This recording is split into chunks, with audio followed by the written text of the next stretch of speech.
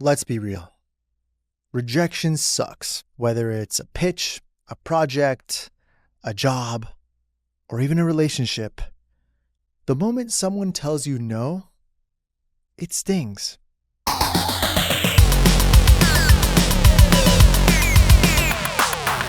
If you're trying to do anything meaningful in this world, you're going to face rejection, a lot of it. And so, how do you deal with it? Well, the way you deal with rejection is what will make or break you. Let me take you into my world. I'm a filmmaker. My entire career, my entire livelihood depends on me pitching and landing jobs. When I win a pitch, I get a job. I'm not a salary worker. Nobody's paying me monthly to, put my ideas out there and make content. I'm not on retainer with anyone. I literally have to pitch to eat. I have to pitch to make money. I have to pitch to get in front of people. And so this to me is survival, just like it is to many of you. If you're in any field of entrepreneurship, you are pitching something. So let me tell you about a time where almost all my ideas were getting rejected. This was kind of in the beginning of my career and even later throughout. But in the beginning, there was a time where almost every single idea I was pitching was getting rejected. And I can't even tell you how many times I was rejected. I have probably pitched on over 1,000 jobs and only landed a very, very small percentage of them. I have spent hundreds and thousands of hours putting together pitches, working for free. Nobody's paying me to put together these pitches. And like I said, I only landed a tiny, tiny, tiny fraction of those pitches. But even though I only landed a tiny percentage of them, it were these winning pitches that ultimately changed my life and propelled my career into what it is today. And this only happened because I was truly relentless. I didn't stop. I just never stopped. And getting to that point was really hard because, dude, after getting rejected, even after a few times, you feel like you're wasting your time. When I first started, after getting rejected a few times, I'm like, man, maybe I'm not cut out for this. I would second guess my abilities. I would second guess my skills. I would second guess my talents because nothing seemed to stick with anyone. And I was submitting dozens of treatments every week. And for those of you who don't know what a treatment is essentially an outline of your pitch. It could be in the form of a PDF. It could be a little digital site. But I was literally making dozens of PDFs with my ideas, full breakdowns, multiple pages. Some of these treatments would be 20, 30, 40 pages long, and they'd get rejected. I would go in depth about the idea, the story, the color palette, the aesthetic, rejected, rejected, rejected, so many times. And there are even times where I'd pitch, I would submit my idea, and nobody would get back to me. I would spend hours, I would spend days. I would sometimes spend days, even weeks on a pitch. I would submit it to a potential client and they didn't even have the audacity to get back to me. And that happens a lot in this industry, especially the music industry. If you really want to be a music video director, get ready to be ghosted a lot. That's the reality of it. They're going to come to 20, 30 different people. They're going to ask for their idea, ask for their concept, and 9 times out of 10, they will ghost you. And so sometimes, or a lot of times, after I submitted an idea and I was ghosted, for several weeks, I would then open up my phone or go on YouTube and I'd see the project I pitched on was out. They went with someone else. They didn't tell me. They didn't care. They found the idea they liked. They went with that person and boom. After a while when I wasn't landing jobs anymore, I really, really got burned out and I started to question everything. And it's totally normal, by the way, to question things. You don't have to be super delulu. Being delusional is good to a certain extent, but if you're extremely delulu and you're getting literally hungry and you're not able to pay your bills and you're kind of struggling, maybe question it and figure out what's going on. And what I had to do here was I had to step back. I had to step back, not necessarily to quit, but instead to recalibrate. And I had to ask myself a few questions. The first question being, 1, why is this happening? Why do I keep getting rejected? Second question I had to ask myself was, can I fix this? What can I do here to make it better?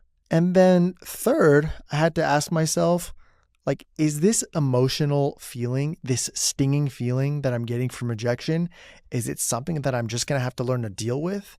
Because again, at the end of the day, no matter who you are, you will face rejection to a certain degree. Obviously, those who are much more established will not experience the same level of rejection as someone new in their industry, but even the most established people still get rejected. Up until now, I've already interviewed so many creatives and filmmakers on this show who have been honest with me and have opened up about rejection. It kind of blows my mind how some of these legends, these people who have been doing this for decades, right? Who are way far beyond me in their careers, way more established, like they're still getting rejected to this day. And the craziest part to me is that even they have to still constantly fight to prove themselves on each and every project.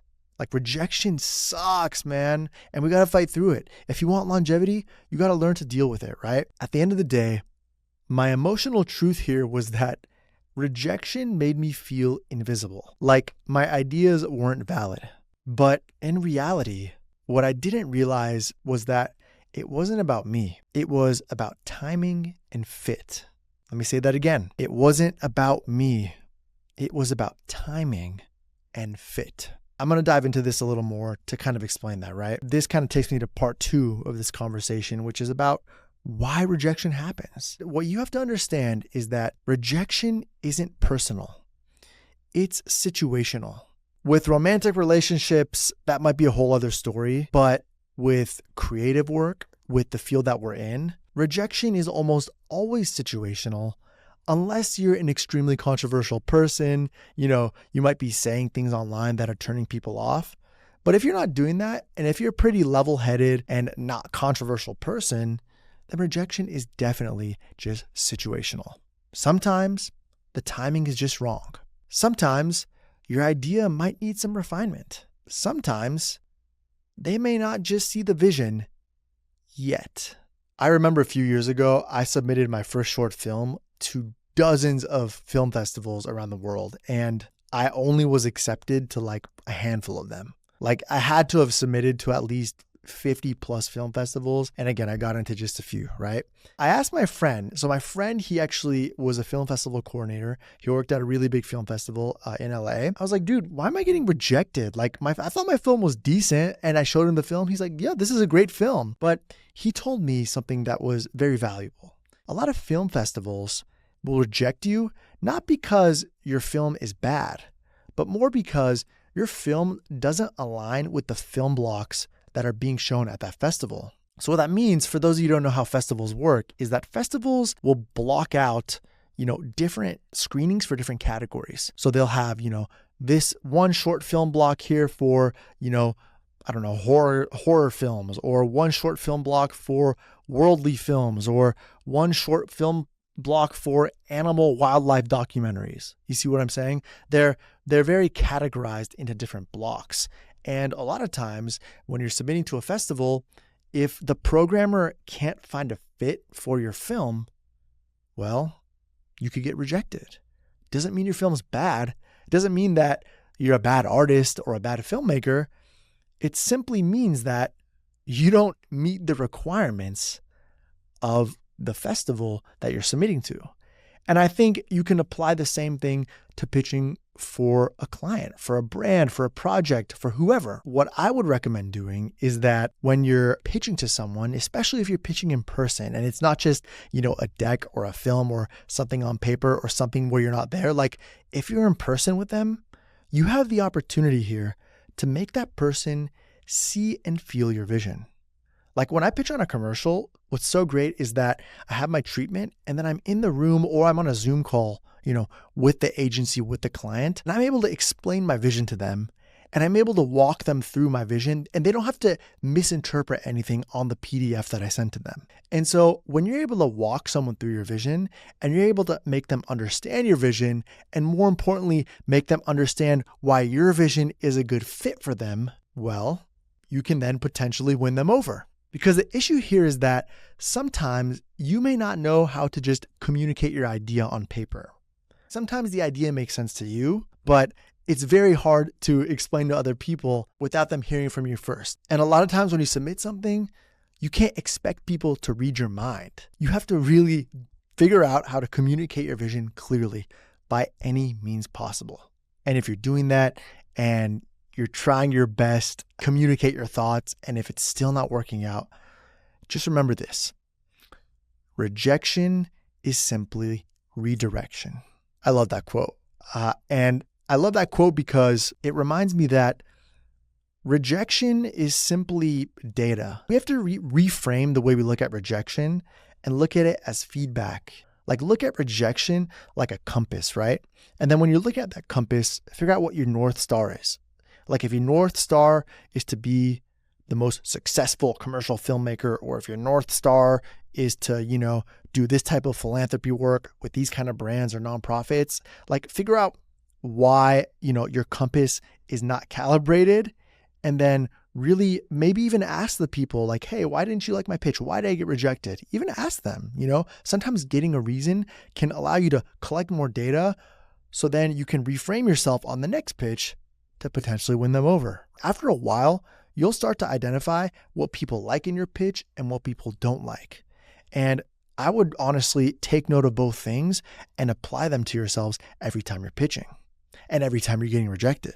So figure out your North Star, figure out where you want to go, and take each rejection as a learning experience. Now, the third part of this conversation revolving around rejection is that you need to learn how to process rejection without losing your spark. And first off, it's okay to feel.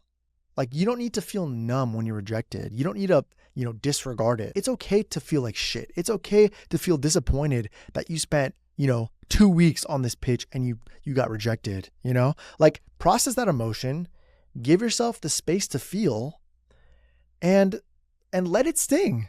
Like one of my most recent guests, Joseph Kahn, I think his episode will be out by the time this drops. And if it is, go check it out. It's an insane episode. But Joseph Kahn, he's one of the biggest directors of all time, especially in music videos and commercials and branded content. And he mentioned that even after doing hundreds and hundreds, maybe thousands of projects, from music videos to commercials to films, like he's still getting rejected to this day. And it still stings the same way it did when he first started. Like the stinging doesn't go away. And so you shouldn't expect for it to go away, especially when you're working hard on your pitches, right? What you need to know is that you have to detach your identity from the outcome. Your work getting rejected isn't the same as you getting rejected. It's not you, fam. Trust, it's not you. And here you need to then reassess your positioning. Ask yourself, was I pitching the idea to the right person? Was this pitch packaged in the most compelling way? Did I put my best foot forward? Like you have to have honest conversations with yourself. I kind of mentioned this a little earlier, but maybe it's just about communicating better. Maybe it's just about fixing the language in your pitch, or maybe you need to use better imagery, or maybe, if it's a pitch in person, you need to physically show up better, sit upright, have more confidence, look at people in the eyes. Maybe it's just a matter of tweaking a few small things to get yourself over that hump of being rejected. For example, in my old treatments, like a decade ago, I was just pulling any image I could find off Google. Some of them were stock images or just low resolution photos. And I learned that people didn't like looking at those kind of photos because they looked extremely vanilla. They looked extremely boring. And when I started incorporating more high fashion imagery, when I started incorporating more interesting things like images and visuals that looked interesting in my pitches, people start to gravitate towards them. It's really simple, to be honest. Like you just have to repackage your idea. Like two people can go out and pitch the same idea to the same client, but if they're packaged differently and presented differently, they might be viewed completely different by the same client. You see what I'm saying? You can shift perception with how you package your pitch. That's a bar. And so in my instance, when I was losing a lot of jobs, when I was getting rejected a lot, I realized, one, I have to repackage myself better. I have to use better imagery. Two, I need to maybe figure out my interpersonal relationships better. And maybe I need to build my network a little bit so I didn't have to always go out and pitch against, dozens of other people. Like maybe if I build a close enough relationship with this client, they won't need to hear a bunch of other ideas and they'll just trust mine, you know? Sometimes you can kind of get around the pitching process if you build relationships. Like relationships run the world, you know? So even though the internet exists, like, and you think you can build a relationship through DMing someone, sometimes that's not just the case. Like sometimes DMs and emails are just a stepping stone to building deeper interpersonal relationships. So I would leverage the tools you have and I would really try to get to know people, especially people in the target niche or field of work that you're trying to get into. You just got to keep showing up. You know, rejection is part of the process. If you're not getting no's, you're not pushing enough. One thing I also want to say here is that the pitching project can burn you out, right? I mentioned it before, it's burned me out. It burns out a lot of people, especially if you're constantly getting rejected. While you're pitching, while you're going out to a bunch of people to spread your idea or to try to land a job or to try to win their business, you need to protect your joy. You need to still be able to create things that you love, things that don't always need permission. You see what I'm saying? Because if you try to go out and try to get permission from people to let you create, the feeling of getting burned out is going to be so bad, man. You're going to feel so empty inside because you're not able to create at all, because you're almost like locking yourself from being able to create. You're only allowing yourself to create based on what other people ask you to do. That is the number one way you're going to get burned out.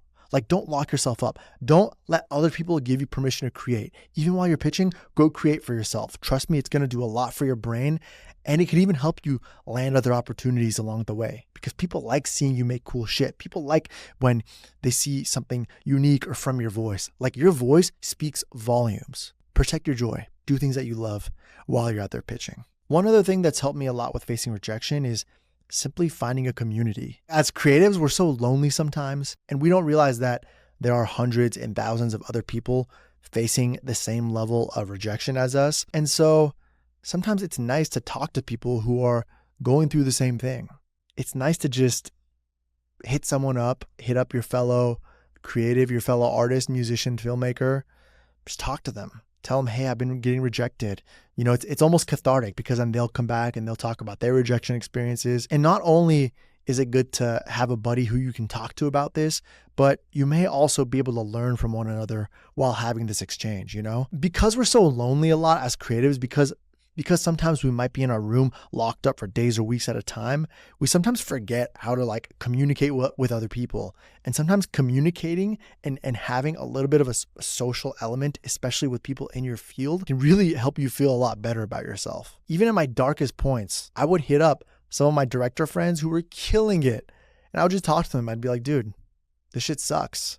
And sometimes even them, the directors who looked like they were killing it from the outside, they were telling me too. They're like, bro, it's horrible for me right now. Things are slow. I keep losing jobs. I said it before. It was so cathartic hearing that, because it made me realize no matter what I was facing, I was not going through this alone, even with people at the highest level. Like, trust me, social media is deceptive. You don't know what people are going through. You don't know how much people are struggling. Like, trust me, you're not alone. You have to use rejection to refine your taste, your style, and your voice. Every no that I got in my life taught me something. It taught me how to sharpen my pitch, how to articulate my ideas better, how to listen to feedback without letting it crush me. And most importantly, it taught me how to believe in myself when nobody else did. If you're dealing with rejection right now, just know you're not alone. It's part of your journey. It's part of your story. It's part of your character arc. The only people who fail are the ones who quit. So keep on pushing. And that's it. Thank y'all for watching. Thanks for listening to my episode on rejection. This has been a big lesson I've had to learn throughout my career, and learning to deal with rejection allowed me to keep creating with peace and to not let things faze me and to not let myself get burned out the way that I used to. Rejection is still something I face to this day. I'm going to keep getting rejected. I get rejected every single day in every facet of life. But I just want you to know that I'm here with you. People are out there dealing with the same thing you are. And I just hope this helps. Thank you for watching. If you're listening to this on Spotify or Apple or any audio platform, I would really appreciate if you could follow the show. If you're watching on YouTube, please subscribe. Please leave me some comments. Please engage with the show. I really need some engagement here as I'm trying to build the show. I'm trying to make it better. And I would really appreciate if you could also leave me some feedback. Like, let me know how I'm doing. Let me know if you like these kind of episodes.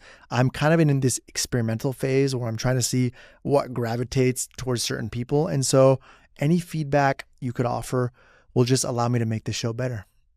And that's it, y'all. Thank you for watching. Thank you for being here. Thank you for listening. Thank you for subscribing. Thank you for just being a part of this journey. Most importantly, I want to give a big round of applause to ourselves.